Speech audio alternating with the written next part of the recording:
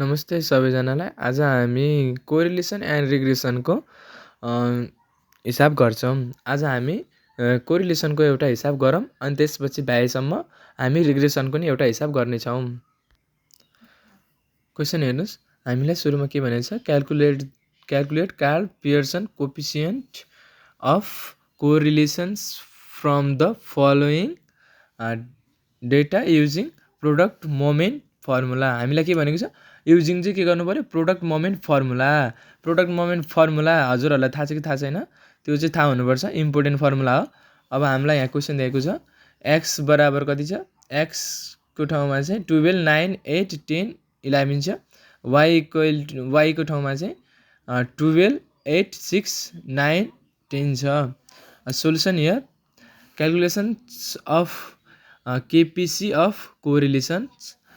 अब एक्सको भ्यालुहरू हामीले कति राख्यौँ, हामीलाई यहाँ क्वेसनमै दिइरहेको छ, एक्सको भ्यालु राख्यौँ, वाईको भ्यालु राख्यौँ। अब समेसन एक्स भनेको 50 आउँछ, समेसन वाई भनेको 45 आउँछ। अब small x equal to, small x भने चाहिँ एक्स माइनस एक्स बार भने चाहिँ हाम्रो मिन भयो। एक्स बार भनेको मिन भएपछि अब मिन पहिला सुरु हामीले मिन निकाल्नुपर्छ। अनि स्मल वाईको लागि पनि पहिला सुरु के गर्नुपर्छ, वाई माइनस वाई बार भने पनि हाम्रो के भयो, मिनै भयो। Min of y min of x भयो। अब हामीले हेर्नु, पहिला सुरु के गर्नु पऱ्यो, हामीले एक्स बार निकाल्नु पऱ्यो। एक्स बारको फर्मुला हाम्रो के छ, x bar equal to summation x upon n छ। समेसन एक्स भने हामीले कति निकाल्यौँ यहाँ, 50। अब समेसन एन भने हाम्रो कति छ, 5। अब 5 भएपछि अब हामीले के गर्न सक्छौँ, इजिली क्यालकुलेट गर्न सक्छौँ। 50/5 भयो, 50/5 भने 10 आयो। लाइकवाइज अब वाई बार पनि चाहियो। वाई बार भनेको के छ, समेसन वाई अपन एन छ। समेसन वाई अपन एन भनेको 45 छ हाम्रो। समेसन वाई भने हाम्रो कति छ, 45। 45 कति भयो, 5 भयो, इक्वल टु 9 आइहाल्यो। हेर्न सक्नुहुन्छ। अब यहाँनिर हेर्नुहोस्, अब एक्स माइनस एक्स बार, स्मल एक्स भनेको एक्स माइनस एक्स बार भने चाहिँ एक्स हाम्रो कति छ, 12 छ। 12 माइनस एक्स बार भने हामीले कति निकाल्यौँ, एक्स बार भने हामीले 10 निकाल्यौँ भनेपछि 12 माइनस 10 भनेको 2 आयो। 9 माइनस 10 भनेको -1, 8 माइनस 10 भने -2, 10 माइनस 10 भने 0। अब फेरि 11 माइनस 10 भनेको 1। अब लाइकवाइज अब हामीले के गर्नु पऱ्यो, वाई माइनस वाई बार हाम्रो कति आएको थियो, वाई बार हाम्रो 9 आएको थियो। वाई बार हाम्रो 9 आएको थियो भनेपछि अब हामीले के गर्नु पऱ्यो, वाई माइनस वाई बार हाम्रो कति छ, के अरे वाई हाम्रो कति छ, 12 माइनस वाई बार कति भयो, 9। 12 माइनस 9 भने 3, 8 माइनस 9 भने -1, 6 माइनस 9 भने -3, 0 कसरी आयो, 0 भनेको चाहिँ 9 छ यहाँनिर। 9 माइनस 9 भने 0, 10 माइनस 9 भनेको 1। त्यसै गरी अब एक्स स्क्वायर भनेको हाम्रो के भयो, एक्स स्क्वायर भनेको अब यो एक्सको यो टर्म जति सबैलाई के गर्नु पऱ्यो, स्क्वायर फर्ममा लिएर जानु पऱ्यो। स्क्वायर फर्ममा भने चाहिँ 2 को स्क्वायर कति भयो, 4 भयो। 1 को स्क्वायर कति भयो, 1 नै भयो। अनि 2 को स्क्वायर फेरि के हुन्छ, 4 हुन्छ। 0 को स्क्वायर भने 0, 1 को स्क्वायर 1। अब त्यसै गरी वाईको के भयो, वाईको पनि 3 को स्क्वायर 9, 1 माइनस 1 को स्क्वायर 1 नै हुन्छ, -3 को स्क्वायर 9 भयो, 0 को स्क्वायर 0, 1 को स्क्वायर 1 भयो। अब X Y multiply of X वाईको के हुन्छ, यो चाहिँ मल्टिप्लाई अफ एक्स वाई भनेको स्मल एक्स वाई हो। स्मल एक्स वाई यो दुईवटा मल्टिप्लाई गर्नुहोस्, 2, 3 मल्टिप्लाई गर्दा कति भयो, 6 भयो। -1 मल्टिप्लाई -1 गर्दाखेरि 1 भयो। -2 मल्टिप्लाई -3 भनेको 6 भयो। 0 मल्टिप्लाई 0 0, 1 मल्टिप्लाई 1 1 भयो।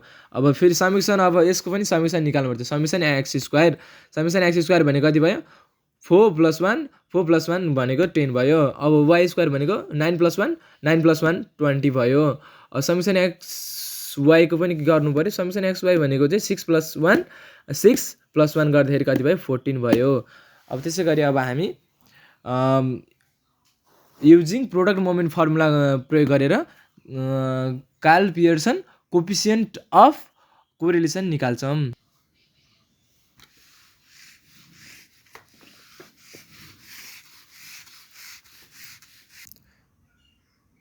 अब चाहिँ साथीहरू, अब हामीले के गर्नुपर्छ, by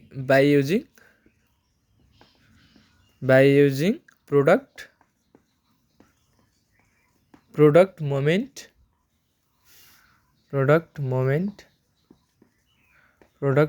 formula.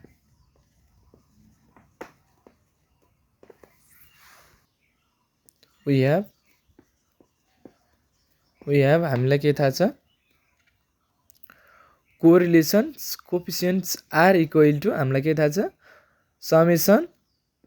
Summation xy small xy है small summation xy upon root over summation x square dot root over summation y square हुन्छ। अघि हामीले summation x square summation xy कति निकालेको थियौँ 14 upon root over summation x square भनेको हामीले कति थियो 10 थियो dot summation root over summation y square भनेको हाम्रो कति थियो 20 थियो। अब हामीले इजिली क्याल्कुलेट गर्न सक्छौँ 14 अपन रुट ओभर 200 लेख्न सक्छौँ। 200 लेख्न सकेपछि अब हामीले के गर्नु पायो 14.10 रुट ओभर 2 यो भनेको साथीहरू हाम्रो कति आउँछ भन्दाखेरि 0 point समथिङ भनेपछि 99 आउँछ। हाम्रो आर इक्वल टु कति रहेछ 0.99 रहेछ।